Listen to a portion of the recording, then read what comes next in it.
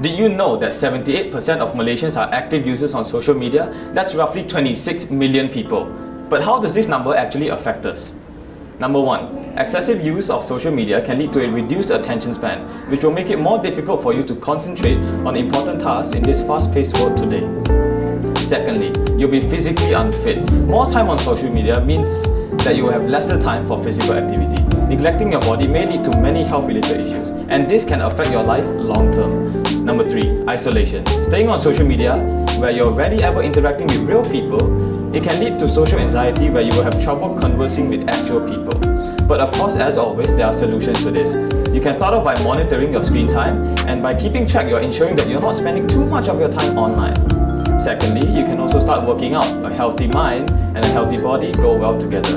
And lastly, you can get some outdoor hobbies. Find interest outside and explore the beautiful and blissful world around you. To sum it all up, remember that balance is key.